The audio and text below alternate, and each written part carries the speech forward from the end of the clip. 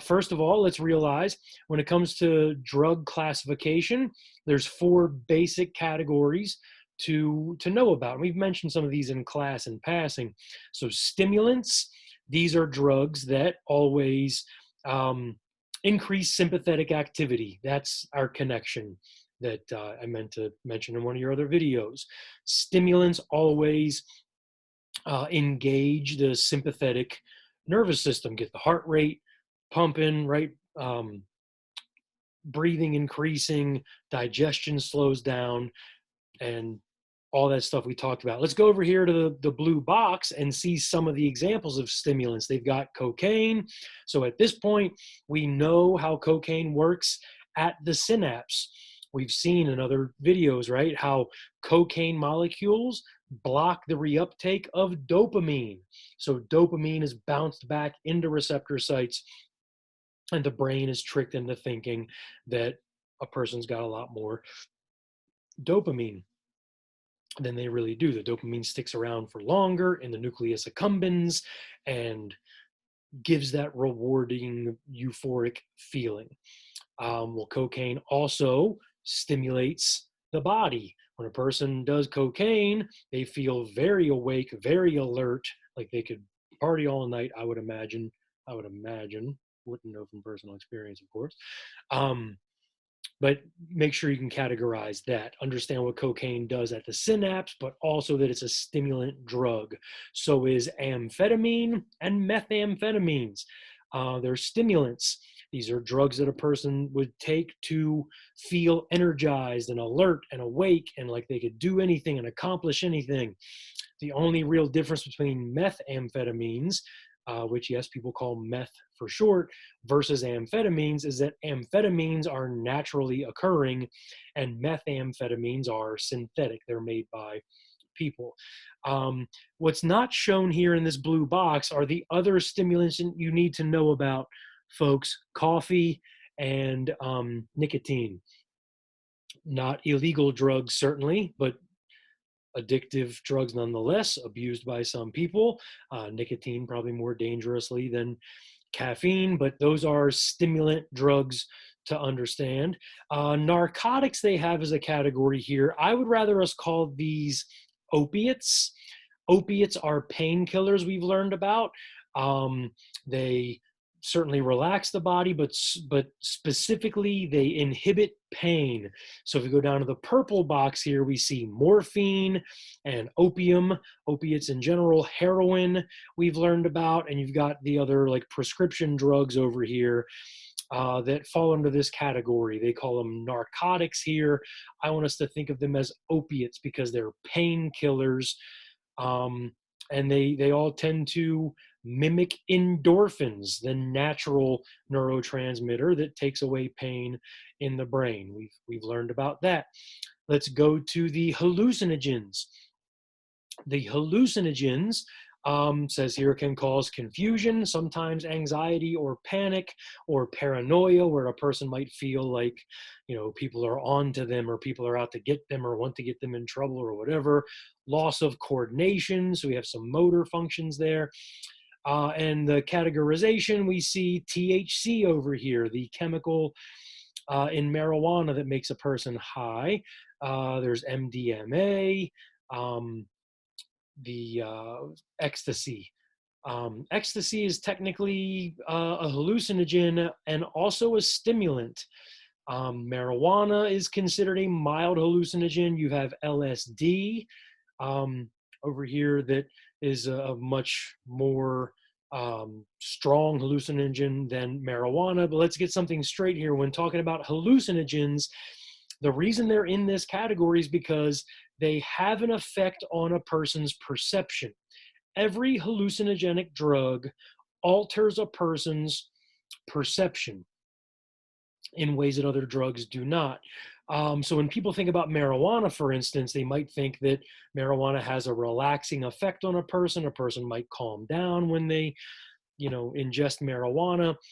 But because marijuana has an effect on perception, it distorts perception at least a little bit, it's classified as a hallucinogen by scientists, researchers, doctors, the experts. Um, so like when a person takes LSD, um, walls might seem to breathe or pulsate, or, I've heard stories, wouldn't know from personal experience, just like you guys, right? But except I'm serious about that. About you too.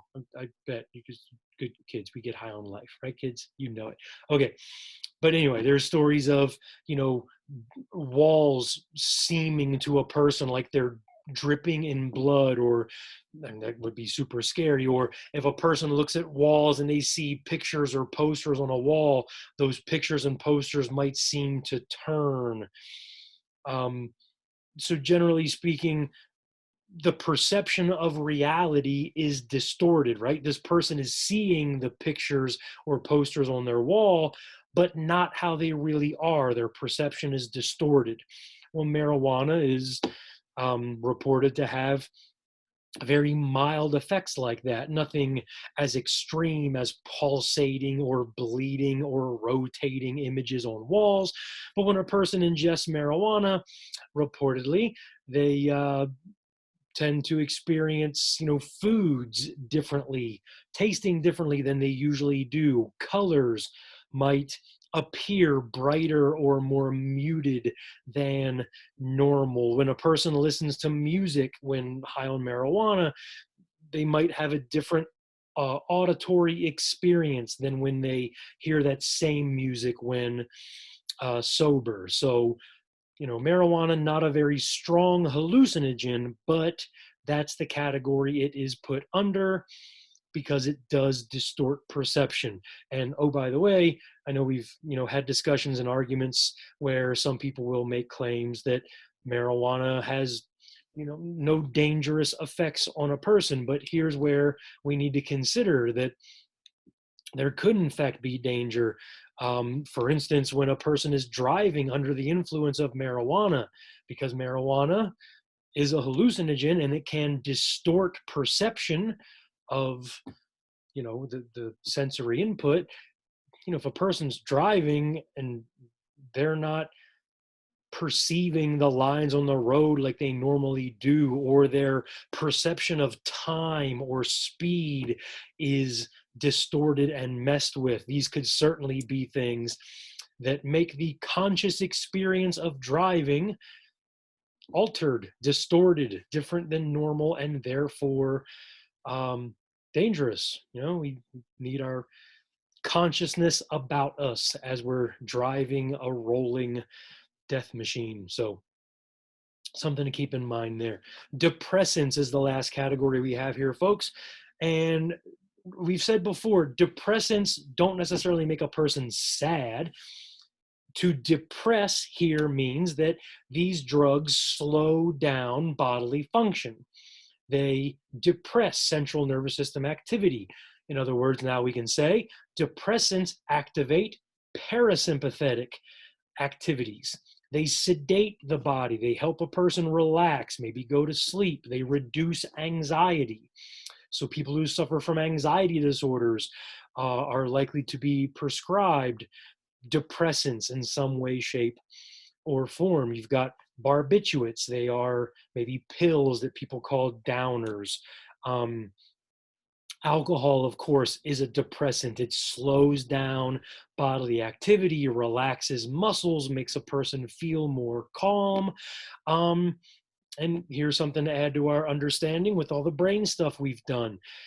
When a person drinks alcohol, in case we haven't mentioned this before, we might think that, we see movies and stuff, movies, of course, movies, right? Movies where people drink alcohol and they become like really energized. They're the life of the party because they're drinking. So that makes us think that alcohol is a stimulant, but no, it's not. Alcohol is a depressant, and one of the parts of the body that alcohol depresses, alcohol slows down, is the frontal lobe and the prefrontal cortex. What have we learned about the prefrontal cortex so far? It's the part of our brain that helps us make good judgments and think things through and understand consequences. And oh yeah, control our impulses. The prefrontal cortex helps us control our impulses, and plan and make good decisions. Alcohol slows down that part of the brain. It inhibits neurons that would be firing to help us make good decisions.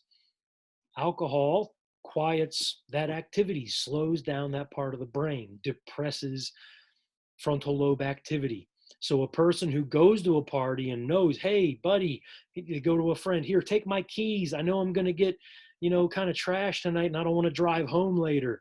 So here, take my keys. I know you're responsible. That same person hours later, when they're sloppy drunk, might come looking for their keys. Hey man, I need my keys. I need to get home. Come on. I got somebody come home with me. Like, come on. Like, what's up? Give me my keys. Now they're willing to make a terrible decision to drive under the influence of alcohol, which hours before when they were sober, they knew this was a bad decision. They're also talking about taking somebody home with them that they just met. Like the research shows, this person is now more likely to engage in unprotected sex and take risks that they normally would not take because their prefrontal cortex is depressed by the alcohol. This is called alcohol myopia. By the way, myopia, myopia. Myopia is tunnel vision. It's like narrow-mindedness. Well, alcohol myopia doesn't mean that a person's literally, having tunnel vision. Like they might see everything around them, granted, maybe in a blurry fashion. But in this sense, alcohol myopia means the person's not making good decisions. They're narrow-minded. They're focused on only like, I gotta get home. I gotta work in the morning or whatever. Or, this person's interested in me. We're gonna go have a good time.